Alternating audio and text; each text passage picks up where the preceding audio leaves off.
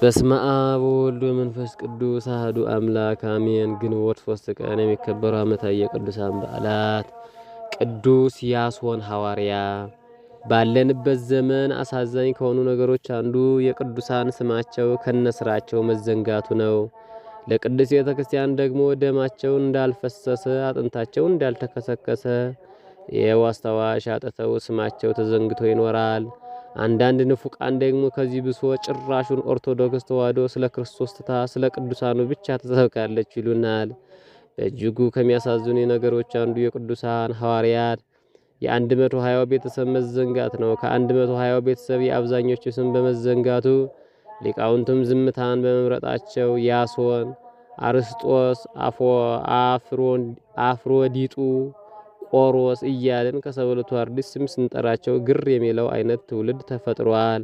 እስኪ እንዲያው ቢያንስ ሐዋርያትና አበይት ቅዱሳን እናስባቸው። አስበናቸው የሚጨመርልን እንጂ የሚጨመርላቸው የለምና እናስባቸው። ዛሬ የምናስበው ቅዱስ ያሶን ሐዋርያ ከ12ቱ አርድእት አንዱ ነው። ጌታችንን ከጥምቀቱ በኋላ ተከትሎ ለ3 ዓመታት ከእግሩ ስር ቁጭ ብሎ ተምሯል። ከጌታችን እርገት በኋላ መንፈስ ቅዱስን ተቀብሎ ለስብከተ ወንጌል ወጥቷል። ለብዙ ጊዜ ከቅዱስ ጳውሎስ ጋር ተመላልሶ ሰብኳል። በመከራውም ተካፍሎታል። ታላላቆቹ ሐዋርያት ሰማዕትነትን ከተቀበሉ በኋላ ለመጣው አዲስ ክርስቲያን ትውልድ ከጌታችን ኢየሱስ ክርስቶስ ቃል በቃል የሰማውን አስተላልፏል። ወንጌልን ስለሰበከላቸው አሕዛብ ብዙ ጊዜ አስረው ይደበድቡታል፣ ያንገላቱትም ነበር። አንዳንድ ጊዜም እሳት እያነደዱ ያቃጥሉት ነበር። ፈጣሪው ግን በተአምራት እያዳነው ከእርሱ ጋር አልተለየም ነበር። ከከተማ አውጥቶ በዱርና በእስር ቤቶች ብዙ ነፍሳትን ሽፍቶችን ሳይቀር ወደ ክርስትና ማርኳቸዋል። ቅዱስ ያሶን ለረጅም ዓመታት ሰብኮ በመልካም ሽምግልና አርፏል። ከ72ቱ አርድእት ከሚቆጠረው ከአባታችን ቅዱስ ያሶን ረድኤት በረከት ይክፈለን። በዚህ ዕለትም ብሩክት ወለተ ማርያም ትታሰባለች። ኢትዮጵያዊት እናታችን ቅድስት ወለተ ማርያም የደጉ አጼ ናኦድ ሚስት የአጼ ልብነ ድንግልና የቅድስት ሮማን ወርቅ እናት ናት። በንግስትነት በቆየችባቸው ዘመናት ከ1487 እስከ 1500 ዓ.ም የረሃብ ጊዜ በመሆኑ ብዙ ሕዝብ አልቆ ነበር። ብሩክት ወለተ ማርያም ከጾምና ከጸሎት ባሻገር የተራቡትን በማብላት ብዙዎችን ታድጋለች። የንጉሱን ቤተሰብ ወደ መልካም ክርስትና በመምራትም የተመሰገነች ነበረች።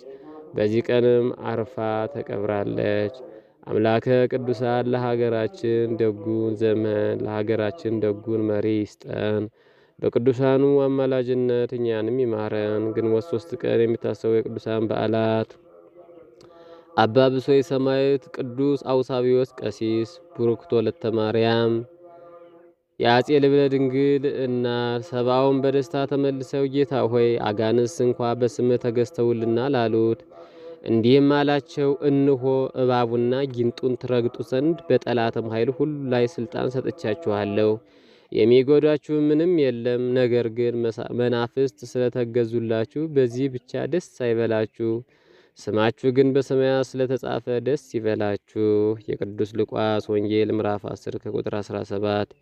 ያሶን ሐዋርያ ረድአ ጳውሎስ መረግድ ወብሶይ ሰማዕትን ተክሳዱ ግሙድ ወለተ ማርያም ንግሥት ብእሲተ ጻድቅ ናኦድ ዘወለደቱ ለድንግል ዘስመ ነገሥቱ ወናግሰገድ ሴም ጸዋሪ አክሊል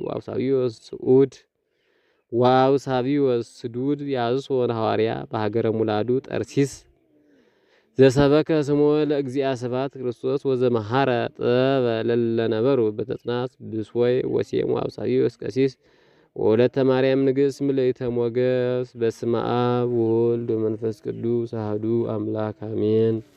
ግንቦት 4 ቀን የሚከበሩ ዓመታዊ የቅዱሳን በዓላት አቡነ መልከ ጼዴቅ ኢትዮጵያዊ ጻድቅ። አቡነ መልከ ጼዴቅ ብዙ ሰው ሸዋ ሜዳ ውስጥ በሚገኘው አስደናቂ ገዳማቸው ያውቃቸዋል። ገዳሙ በዕድሜ ጠገብ ዛፎች ያጌጠ ከመሆኑ ባሻገር በጻድቁ ቃል ኪዳን ምክንያት በቦታው የሚቀበር ሁሉ አካሉ አይፈርስም። የጻድቁ ዜና ሕይወትስ እንደምን ነው ቢሉ አቡነ መልከ ጼዴቅ በሸዋ ነገሥታት ዘመን የነበሩ የንጉሡ አምደ ጽዮን የቅርብ ዘመድ ነበሩ። የጻድቁ ወላጆች ፍሬ ጽዮንና አመተ ማርያም ይባላሉ።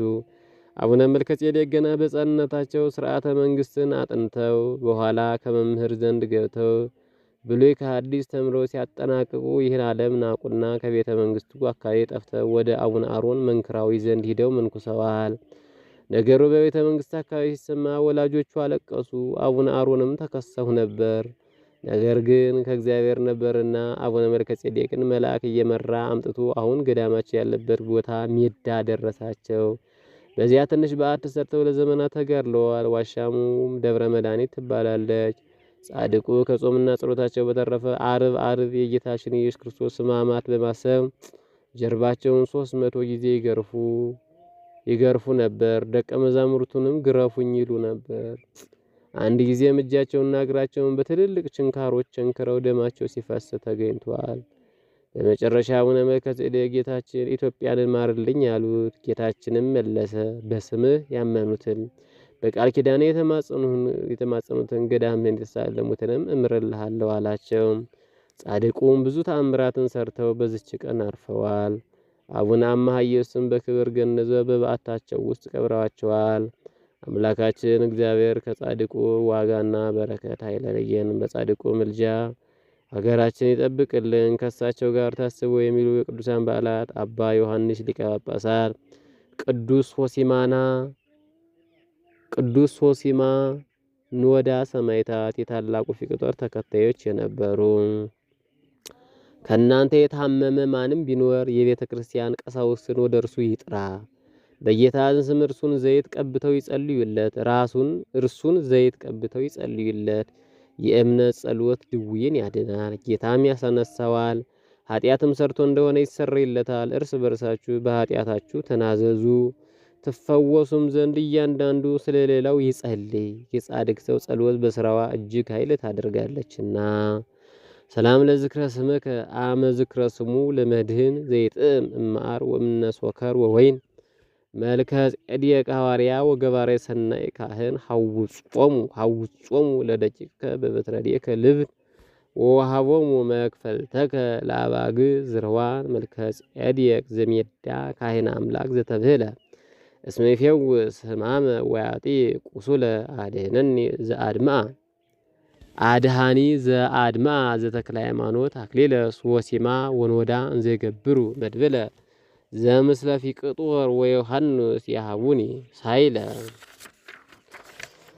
በስመ አብ ወወልድ ወመንፈስ ቅዱስ አሐዱ አምላክ አሜን። ግንቦት 5 ቀን የሚከበሩ ዓመታዊ የቅዱሳን በዓላት ታላቁ ነቢይ ቅዱስ ኤርምያስ ከአበይት ነቢያት አንዱ ሲሆን ቅድመ ልደተ ክርስቶስ በ600 አካባቢ የነበረ ነቢይ ነው። አባቱ ኬልቅዩ ይባላል። ከካህናተ እስራኤል አንዱ ነበር። እግዚአብሔር ኤርምያስን የጠራው ገና በሕፃንነቱ ነበር። ከእናትህ ማኅፀን ሳትወጣ መርጬሃለሁ ቀድሼህማለሁ ሲልም በገሃድ መስክሮለታል። ከቅዱሳን ነቢያት እንደ ኤርምያስ የተሰቃየና ያለቀሰ የለም። ከ70 ዘመናት በላይ ስለ ወገኖቹ አልቅሷልና ሊቃውንት ነቢየ ብካይ ወይም ባለ እንባው ነቢይ ይሉታል። ዘመኑ ዘመነ ኃጢአት ዘመነ አጻባ ነበር። እስራኤላውያን ከመሪዎቻቸው ከነሴዴቅያስ ጋር በክፋት ተባብረው ነበርና ኤርምያስን አልሰሙትም። ይልቁንም ክፉ ቦታ ወስደው አስረው አሰቃዩት። እግዚአብሔር ግን በኢትዮጵያው አቤሜሌክ አማካኝነት ከመከራው አዳነው።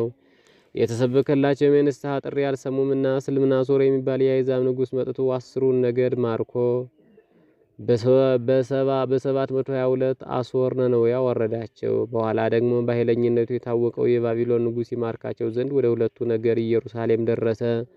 ኤርምያስ ወደ ከተማዋ ዳር ወጥቶ ስለ ኢየሩሳሌም ስለ እግዚአብሔር ቤተ መቅደስም አለቀሰ።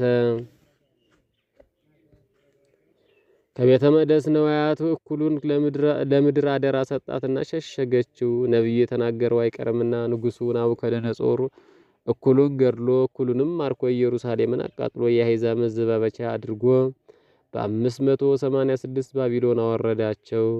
ቅዱስ ኤርምያስ ግን ትሩፋቱን ከመከራው የተረፉት ይዘት ወደ ግብፅ ወረዱት እንጂ አልተማረኩም።